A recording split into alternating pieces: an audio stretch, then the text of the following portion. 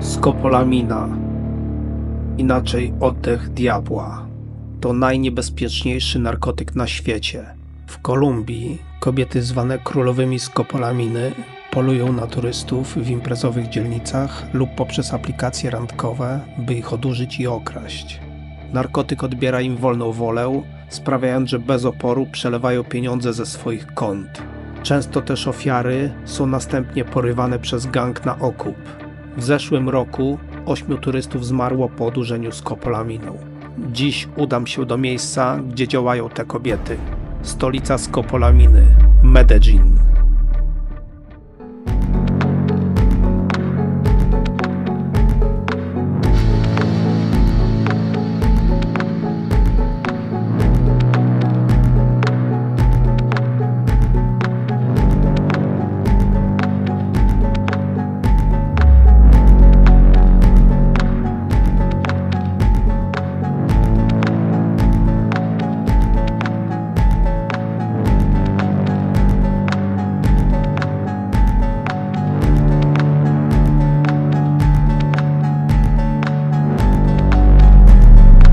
Znajduję się właśnie w miejscu, do którego przyjeżdża bardzo dużo turystów z całego świata. Miejsce, które mogłoby się wydawać rajem dla mężczyzn. To tutaj przyjeżdżają mężczyźni z całego świata poszukujący towarzystwa kolumbijskich kobiet. Niestety, wbrew pozorom, jest to miejsce bardzo niebezpieczne. Tutaj właśnie wieczorami zbiera się bardzo dużo kobiet poszukujących naiwnych turystów. I ten odcinek będzie poświęcony w pełni temu, co tutaj się dzieje. Także oglądajcie do końca. O tej porze jeszcze jest tutaj niewiele osób, ale gdy się ściemni, wówczas jest wypełnione turystami oraz młodymi, atrakcyjnymi kobietami, które chcą zwabić naiwnego turystę. Ten temat nie jest szerzej znany w Polsce, ale w Stanach oraz w Kolumbii jest szeroko znany i często poruszany w mediach. Kobiety, które tutaj przychodzą wieczorami, szukają potencjalnych klientów. Większość kobiet niestety nie chce tylko zarobić na usługach wiadomo jakich, ale chce oszukać, okraść i czasem nawet zabić naiwnego turystę. W ostatnim czasie 8 Amerykanów umarło po przedawkowaniu narkotyku znanego jako oddech diabła, czyli skopolamina. Ten narkotyk jest tutaj bardzo znany przez ludzi, natomiast turyści, którzy przyjeżdżają, nie mają zielonego pojęcia, co może ich czekać. Jeśli ktoś napije się,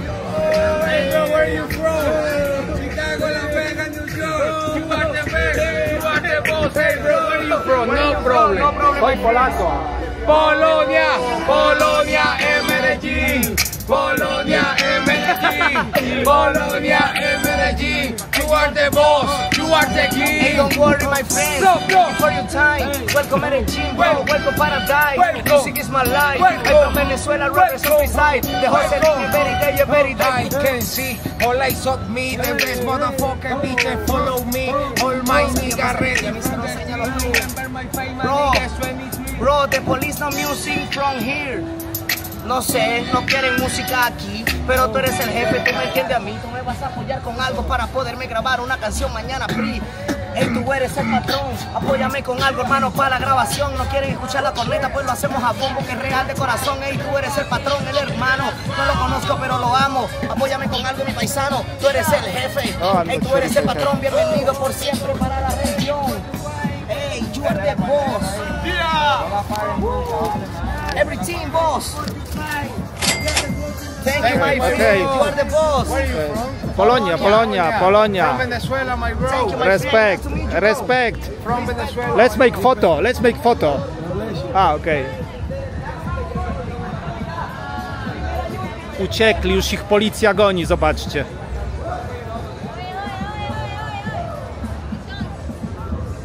This is not legal? No? No puede. No, No puede no hacer legal. eso. Venezuela. Ajá, o sea, ellos... Problem? Ellos tienen... You speak English? Hablas English? No. No? problem? Ellos tienen libre expresión, ellos pueden, pero acá no porque es una zona donde mucha gente se sienta, entonces para que no hagan bulla. A, okej.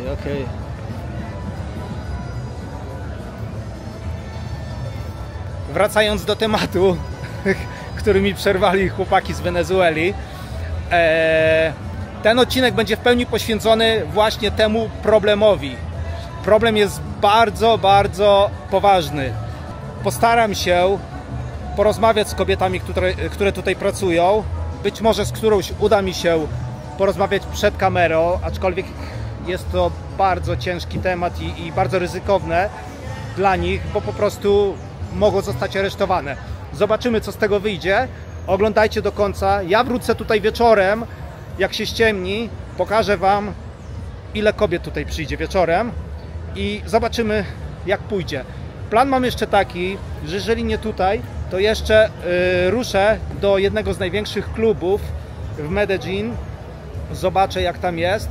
Wiele kobiet szuka potencjalnych ofiar właśnie w klubach, dlatego ja udam się do największego klubu. Nie wiem, czy w ogóle ma to sens, czy uda się tam w ogóle z kimś porozmawiać, czy tutaj. Zobaczymy. No, nagrywam trochę po omacku. Zobaczymy, co z tego wyjdzie. Mam nadzieję, że uda się z kimś porozmawiać i ktoś opowie o tym procederze. Przyjechałem właśnie do kantoru, żeby wymienić pieniądze. Zobaczcie, jaka jest procedura. Dowód osobisty trzeba dać. Ok.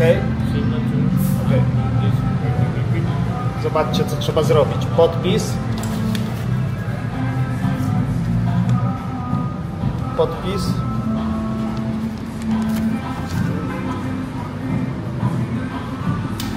Zobaczcie, co jeszcze trzeba zrobić. Niesamowite, co? I dostajesz taką ściereczkę, żeby sobie palca wytrzeć. Wyrzucamy do śmieci.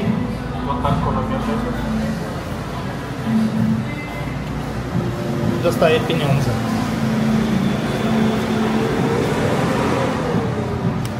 Gracias. Niesamowite. Jakbym nie miał dowodu ze sobą, to bym już nie wymienił. Wymieniłem trochę pieniędzy, żeby mieć na jakieś drinki. Jak się ściemni, pochodzę, pokręcę się tutaj po knajpach, rozejrzę się, pozaczepiam dziewczyny i zobaczymy, jak to będzie. Mam nadzieję, że nie padnę ofiarą i nikt mi nie dosypie z kopolaminu. Wiecie, o co chodzi. Także trzymajcie kciuki, żeby dobrze wyszedł ten vlog.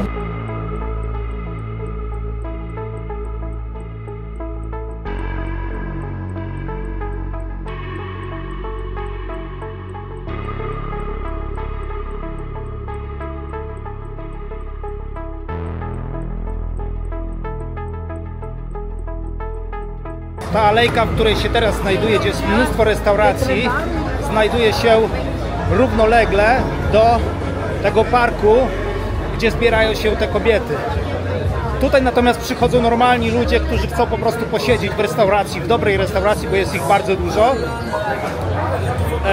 I tutaj polecam, jeżeli kiedyś byście przylecieli do Medellin, to zachęcam do odwiedzenia tego miejsca. Jest mnóstwo fajnych restauracji. Natomiast kilka metrów dalej jest niebezpieczna ulica, gdzie trzeba bardzo uważać. Pomimo, że jest dużo tutaj policji, to i tak policja nie jest w stanie nic zrobić z tym, ponieważ dziewczyna, która zaczepi turystę, dogadają się, pójdą razem do hotelu, no to wówczas policja nie ma nad tym żadnej kontroli i nie wie, kto z kim, gdzie i kiedy. Od jakiegoś czasu zauważyłem pytanie, które się często powtarza, a mianowicie, gdzie się ubezpieczam przed każdą podróżą. Niestety nie polecę Wam żadnej firmy w Polsce, ponieważ nie ubezpieczam się w Polsce, ubezpieczam się w Anglii. Natomiast jeżeli ktoś z Was mieszka w Anglii, kto mnie teraz ogląda i potrzebowałby ubezpieczenie turystyczne czy ubezpieczenie na auto, to zachęcam do sprawdzenia firmy Polisa Direct. Dobra, ja już jestem gotowy, ogarnęłem się, idę właśnie do tego parku, wracam tam, gdzie byłem ostatnio i zobaczę, co się będzie działo. Pokażę Wam jeszcze jedną rzecz. Przywiozłem z Polski maskę na wypadek, jeżeli uda mi się z kimś spotkać, z kim nagram wywiad. To jest lekcja dla mnie, bo ostatnio miałem taką sytuację, gdzie chciałem nagrać wywiad, a nie miałem żadnej maski, a ktoś mi po prostu nie chciał zaufać, że zamarzę później na komputerze film. Więc w związku z tym postanowiłem, że zamówię sobie maskę na Allegro i będę przygotowany w razie czego. Dodam jeszcze jedną rzecz. Udało mi się skontaktować z kimś, kto tutaj mieszka, z pewnym chłopakiem, który powiedział, że będzie też rozmawiał z pewnymi ludźmi i może ktoś zgodzi się na wywiad. Nie jestem przekonany na 100%, czy będzie to możliwe, ale idę na miasto, rozejrzę się, później ruszę z tym ziomkiem do klubu. Powiedział, że pójdzie ze mną chwilę, pokaże mi co i jak, będzie tam ze mną z godzinę i zostawi mnie i że w razie czego mam do niego dzwonić. Natomiast teraz idę sam do tego parku, w którym byłem niedawno.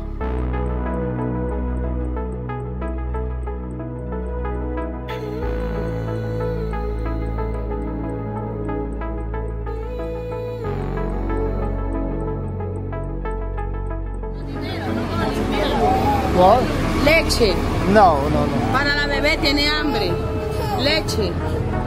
Ay, No entiendo. Mil. No entiendo. Mil, amigo, mil. No, Mucha hambre.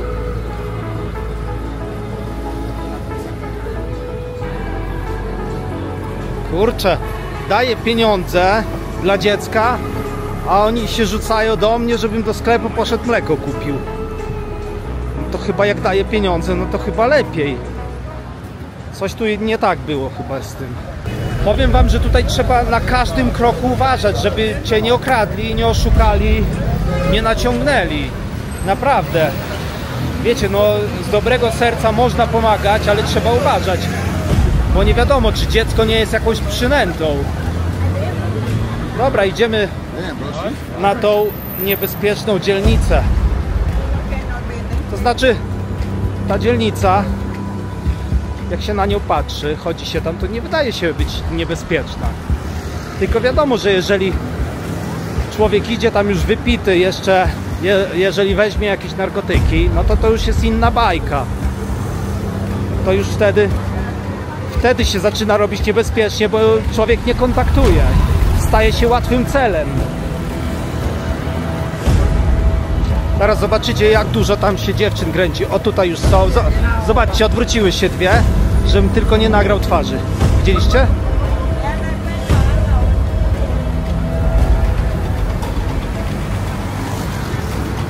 Jak myślicie, dlaczego dziewczyny nie chcą pokazywać twarzy? Można sobie to tłumaczyć tak, że nie chcą, żeby ktoś wiedział, że pracują na ulicy, ale z drugiej strony mogą mieć też coś na sumieniu. Zobaczymy, czy większość dziewczyn jest tak wrażliwych na kamerę. Tu jest jedno wejście, zobaczcie, ale pójdziemy od tego głównego wejścia, tam dalej.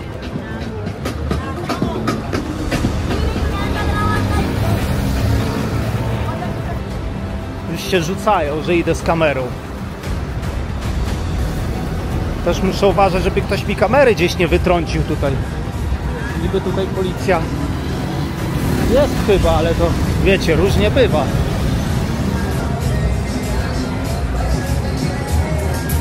Muszę przypalić głupa, że nagrywam restaurację. No.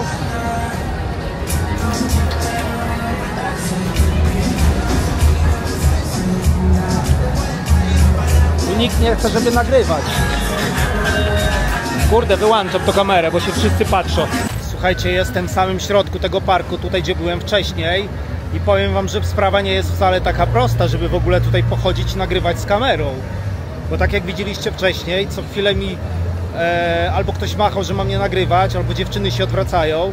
Także gdyby tu była policja gdzieś w okolicy, to by było łatwiej, bo ja bym sobie przeszedł koło policji, zaczął nagrywać i tyle. A tak, to tak naprawdę nie wiadomo, czy nagrywać, czy nie nagrywać. Wiecie, o co chodzi? Także idę się przejdę, zobaczę. Będę palił głupa. Co to jest?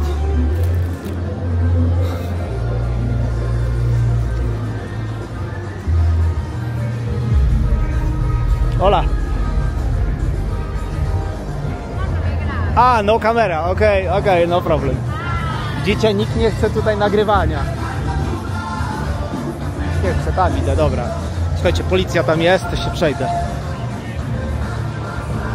Hola. A, no kamera, okej. Kurde, nikt nie chce, żeby nagrywać. Widzieliście sami. Ale tutaj się dzieje. To jest właśnie to miejsce, gdzie tutaj dochodzi do największej ilości przestępstw. W tym momencie postanowiłem założyć okulary z ukrytą kamerą i podejść do dziewczyn, aby zapytać o ceny ich usług oraz o to, czy mają dostęp do środków odurzających. Zobaczcie, co tu się dzieje. Szok. Hola. ¿Cuánto está una hora? 400 mil. ¿Cuatro? 400 mil pesos. Okay. And English? ¿Hablas inglés? Un poquito. Ah, poquito. Okay. Completo. ¿Colombiano o Venezuelan? De Venezuela. Venezuelan. Lots of Venezuelans here. Bonita. Ah, bonita, bonita. And you do cocaine as well? Ah, no, pero no problem. No problem cocaine? No. Ni ¿Tú? preferiblemente no. Ah, okay. Jeśli te dziewczyny posiadają kokainę, istnieje duże prawdopodobieństwo, że mogą mieć również skopolaminę. Słuchajcie, postanowiłem, że jednak pojadę stamtąd, z tego parku, bo raczej nie ma żadnych szans, żeby z kimkolwiek porozmawiać. Chyba musiałbym najpierw jakąś dziewczynę wziąć do hotelu, zapłacić jej i zdobyć jej zaufanie. I to nie ma gwarancji, że w ogóle ona się zgodzi na rozmowę przed kamerą, zdradzając w ogóle patent, na jakiej zasadzie to wszystko wygląda, jak oni w ogóle działają i tak dalej, czy są w grupie i tak dalej. Raczej nie było szans na to, jeżeli one nawet widząc z daleka kamerę, to wyglądały, bały się jak diabeł święconej wody. Tak się kamery bały. Więc mówię, nie ma szans tam się kręcić, narażać się, bo zaraz jeszcze ktoś tam przyjdzie, może ktoś z gangu, one zadzwonią po kogoś, odejdę kawałek za róg i może się to źle skończyć. W każdym razie umówiłem się z ziomkiem stąd, który tutaj mieszka. Kazał mi przyjechać właśnie w to miejsce, gdzie teraz jestem. Za chwilę będzie, właśnie mi napisał wiadomość, za 5 minut będzie. Powiedział, że może pomoże mi w tym temacie po znajomości, może umówi jakąś dziewczynę, która może niekoniecznie bezpośrednio zajmuje się tym tematem, ale jest to dla niej bliski temat, ponieważ ma dużo koleżanek, które się tym zajmują. To też będzie dobry wywiad, jeżeli do niego dojdzie, bo nawet trzecia osoba, która bezpośrednio tego nie robi, może opowiedzieć, jak to wszystko wygląda. I powiedział od razu, że pewnie będzie chciała jakieś pieniądze za to. No ale to zrozumiałe. No i nie będzie chciała pokazać swojej twarzy. Także na szczęście mam tą maskę. Zobaczymy, jak to wyjdzie wszystko. Na razie umówiłem się z nim tutaj, on przyjedzie za chwilę i powiedział, że pójdziemy do tego klubu, o którym wcześniej wspominałem. Pokaże mi ten klub, jak wygląda w środku. Powiedział, że warto tam nagrać, że jest niesamowite show w środku, a przy okazji można poznać też osoby, które mogą coś wiedzieć na temat tego procederu związanego z kopalaminą. Także zobaczymy, na nic się nie nastawiam, zobaczę, jak to wyjdzie wszystko. Noc jeszcze się nie skończyła, więc zostańcie ze mną, oglądajcie do końca i pamiętajcie o subskrybowaniu mojego kanału. Nie wiem, czy wspominałem już wcześniej, bo pewnie zauważyliście, że mam siniaki pod oczami. Także od razu wam powiem, że nikt mnie nie pobił, tylko miałem zabieg, operację pod oczami i jeszcze mi się nie pogoiło, dlatego tak wyglądam, jak wyglądam. Takich u nas McDonaldów nie ma.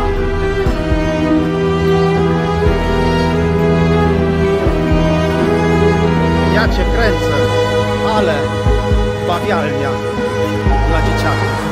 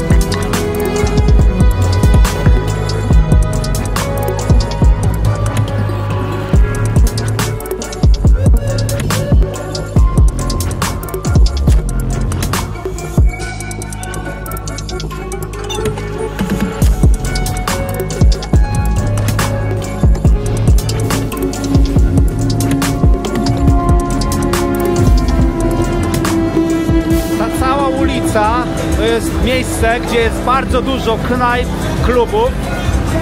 Zobaczcie, jaki autobus. Wesoły autobus.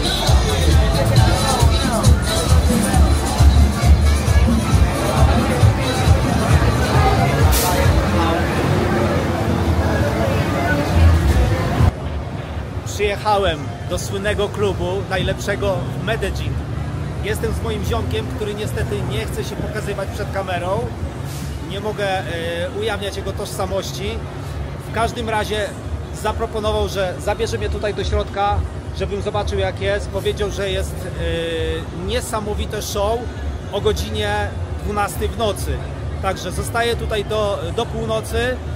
Oglądajcie do końca, zobaczymy, co będzie się działo, a później być może uda się z jakimiś dziewczynami nawiązać kontakt i może któraś z dziewczyn opowie o tym, co tutaj się dzieje w mieście.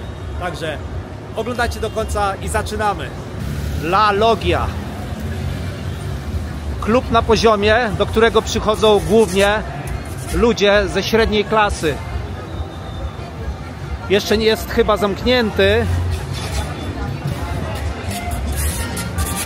Jeżeli ktoś przyjedzie do Kolumbii kiedyś, do Medellin, to zachęcam odwiedzić ten klub.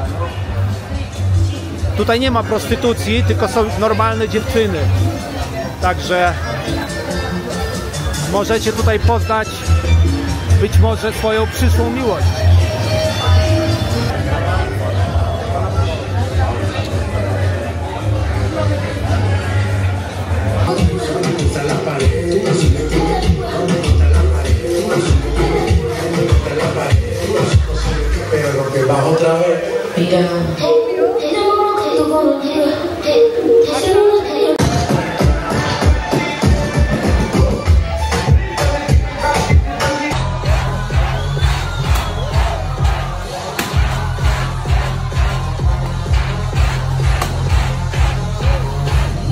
Słuchajcie, moi drodzy, zmiana planów. Wyszliśmy z tego klubu jednak, ponieważ odezwała się do mojego ziomka dziewczyna, która zgodziła się na wywiad. Po długich namowach ze strony mojego kolegi jedziemy z powrotem do mojego apartamentu. Tam się umówiliśmy. Tylko że problem jest, że nie wiadomo, czy oni wpuszczą do apartamentu tą dziewczynę, bo ona jest Kolumbijką, a ze względu na to, że było wiele sytuacji, gdzie Kolumbijka odurzyła turystę w apartamencie, to teraz w hotelach i w apartamentach nie chcą wpuszczać osób obcych razem z turystą, bo wiedzą, że może się to skończyć tak, że turysta może zostać okradziony albo zabity. Może się uda, zobaczymy. I zgodziła się na wywiad. Będę musiał jej zapłacić za to, za jej czas. Zobaczymy, jak to wyjdzie. Także bilety kupiliśmy na marne. Niepotrzebnie, no ale nic, ja i tak nie mam ochoty na imprezowanie. Bardziej mi zależało na tym, żeby zobaczyć też show, które tam będzie o 12 w nocy. No i co? No i jadę, wracam. Zamawiamy Ubera i lecimy.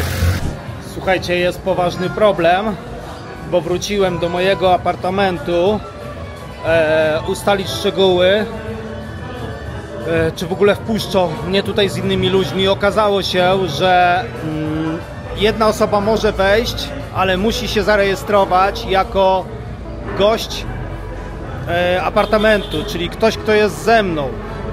I teraz jest problem, bo mój koleżka stąd miał tłumaczyć i mieliśmy wywiad zrobić tutaj w środku u mnie w apartamencie. A niestety dwóch osób nie da się wziąć do tego apartamentu, są kamery i oni od razu widzą, kto wchodzi. No i co? I jedyna opcja jest taka, że ta dziewczyna pójdzie ze mną do tego apartamentu i ja z nią zrobię wywiad, z tym, że ja nie umiem po hiszpańsku, ona nie umie po angielsku. I w akcie desperacji zdecydowałem, że jednak skorzystam z czatu GPT oraz z tłumacza Google. Zobaczymy, co z tego wyjdzie. Także ryzyko jest, że po prostu nie dogadamy się. Może jakoś wyjdzie ten wywiad. Także jeżeli będzie kiepsko, to przepraszam, nie miałem innych możliwości na ten moment. Nie chcę tego organizować gdzieś indziej. Jest wieczór, wszędzie są imprezy, nie ma miejsca takiego cichego, żeby sobie siąść, zrobić wywiad. Więc jedyna opcja to jest u mnie w apartamencie. W związku z tym, że ja po hiszpańsku nie umiem mówić, będę się wspomagał czatem GPT, który będzie tłumaczył wszystkie moje pytania do tej dziewczyny, która tutaj jest. Chciałbym się dowiedzieć trochę więcej na temat tego procederu, który tutaj jest od wielu lat, a mianowicie polegający na dosypywaniu skopolaminy turystom przez dziewczyny z Medellin. Czy możesz mi powiedzieć, czy ty kiedykolwiek zajmowałaś się tym? No, nunca. Czy znasz jakieś dziewczyny, które zajmują się dosypywaniem turystom skopolaminy do drinków? De conocer, sí, pero no me gusta estar con mujeres que hacen eso. A teraz zapytaj ją po hiszpańsku, żeby opowiedziała, jak to wygląda, jak te dziewczyny wybierają konkretnego turystę, który padnie ich ofiarą. Czy wie coś na ten temat? Pues las mujeres más que todo les gusta hacerle muchas a los hombres cuando hay un hombre que tiene mucha plata para poderles robar y quitarles las cosas. Kobiety zwłaszcza robią to mężczyznom, którzy mają dużo pieniędzy, aby ich okraść i zabrać im rzeczy. Powiedz jej jeszcze raz, czy wie o tym, że wielu Amerykanów umarło po tym, jak dziewczyna dosypała im skopolaminę. Que muchos estadounidenses han muerto después de que una chica les pusiera escopolamina. Sí, y he tenido amigos extranjeros que me han contado historias con chicas, que chicas van a prestar servicio y los duermen para poderles robar todo. Miałam przyjaciół z zagranicy, którzy opowiadali mi historię o dziewczynach, które oferują usługi, a potem usypiają ich, żeby ich okraść. Czy wiesz o przypadkach, kiedy jakiś turysta umarł po dodaniu skopolaminy? ¿Conoce algún caso en el que algún turista haya muerto tras tomar escopolamina? Sí. Pues por el momento no me ha tocado ver, pero sí ha salido muchas noticias belleras, mucho hombre muerto por escopolamina. El año pasado el último fue que lo encontraron acá en el hotel ya muerto. Osobiście nie miałam z tym do czynienia, ale wiele wiadomości donosi o przypadkach w szpitalu. Wielu mężczyzn zmarło przez skopolaminę. Ostatni przypadek był w zeszłym roku, kiedy znaleziono mężczyznę martwego w hotelu. Teraz ją zapytaj, czy twoje koleżanki, które się tym zajmują, nie boją się, że zabiją jakiegoś turystę. Pregúntale a ella si sus compañeras que se dedican a eso no tienen miedo de matar a algún turista. Que la verdad no sé si a ella les da miedo, pero yo digo que no, porque si si no les daría miedo no lo harían. Y yo digo que más que todo lo hacen es por quitar todas las pertenencias de la persona. Claro. Y desde que llegó venezolanas, mucho más. Y desde que llegaron las venezolanas, mucho más extranjero muerto, mucho extranjero que le dan mucha escopolamina i les hacen daño. Zadaj jej pytanie, czy obecnie łatwo jest paść ofiarą, będąc tutaj turystą na tej dzielnicy, na której się obecnie znajdujemy. Czy jest tutaj wiele kobiet, na które trzeba uważać, na które powinni turyści uważać? Pregúntale si actualmente es fácil convertir irse en víctima siendo turista en este barrio donde nos encontramos. Hay muchas mujeres aquí de las que los turistas deberían cuidarse. Sí. Si. A teraz jej zadaj pytanie, czy to prawda, że te dziewczyny, które się tym zajmują, za nimi stoją gangi, które zarządzają tymi kobietami. Czy to prawda, że tak jest? ¿Es cierto que detrás de esas chicas están las pandillas que controlan a estas mujeres? Sí. Si.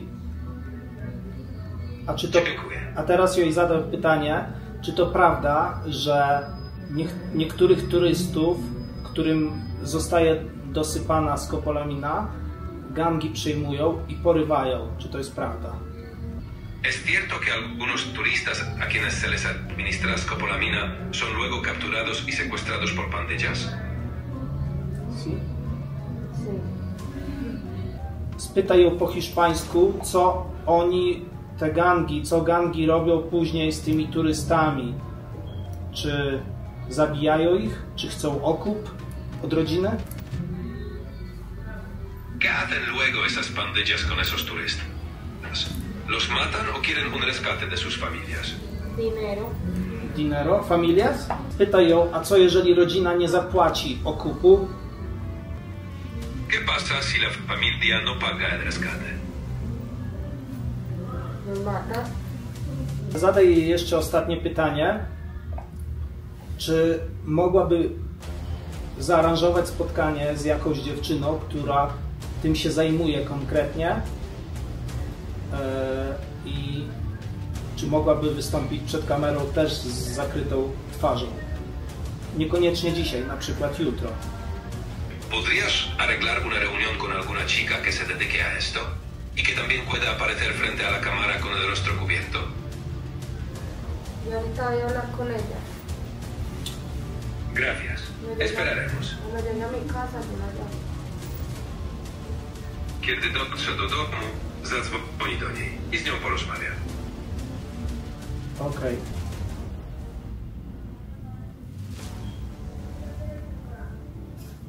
This is Tusi. Eso es Tusi. ¿Cuánto cuesta? $100, $200. Twoje koleżanki nie mają sumienia, robiąc coś takiego turystom. No. No. Dzisiaj miała się odezwać ta dziewczyna i dać znać, o której możemy się umówić jeszcze raz wraz z jej koleżanką. Napisała właśnie mi wiadomość na WhatsApp.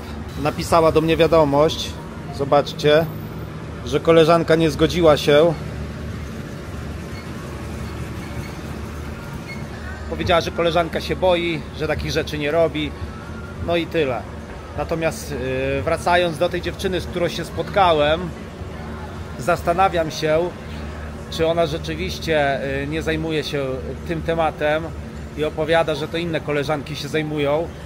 Trudno powiedzieć. Być może zajmowała się na początku, później przerwała, może nie chce. Mówiła, że ma 2 dzieci, nie chce w ogóle mieć z tym nic wspólnego, nie chce ryzykować z tego względu, że za to są wysokie wyroki. Trudno powiedzieć, nie wiadomo. Wiecie, to są ludzie z kręgów przestępczych. Nigdy nie wiadomo, ile jest prawdy w tym, co mówią i nie można takim ludziom zaufać, czy to dziewczynom, czy facetom. Także trzeba brać poprawkę zawsze na to, co ludzie mówią. W każdym razie mam nadzieję, że Wam się podobał ten odcinek. Ja dzisiaj ruszam nagrywać kolejny odcinek. No i co? No i do zobaczenia w kolejnym odcinku. 26 grudnia w Medellin zatrzymano kobietę znaną jako Królowa Skopolaminy. Przez lata odurzała i okradała turystów. Nie wiadomo, ile osób zmarło z jej ręki. Czy to koniec ataków skopolaminów w Medellin? Czas pokaże.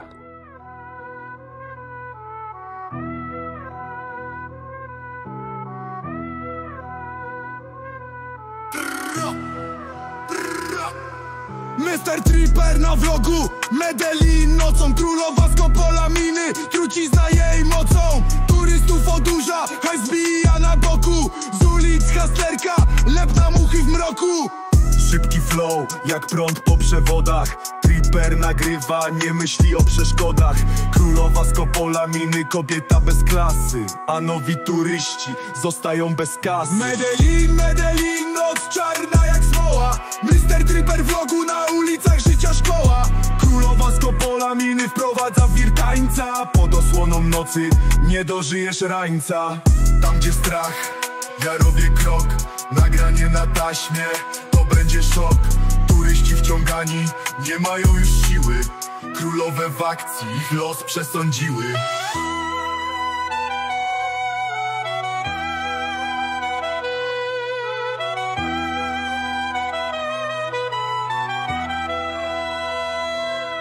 El Poblado świeci, w drinku trucizna. Kolumbiki tańczą, żadna prawdy nie wyzna. Sprawdzona od lat, niezmienna metoda. Tak się kończy w Medellin mroczna przygoda. Medellin, Medellin, noc czarna jak smoła. Mr. Tripper w rogu, na ulicach życia szkoła. Królowa skopolaminy wprowadza wir tańca. Pod osłoną nocy nie dożyjesz do rańca.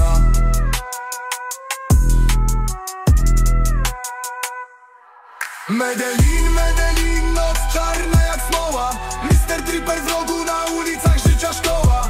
Królowa skopolaminy wprowadza wir tańca. Pod osłoną nocy nie dożyjesz do rańca.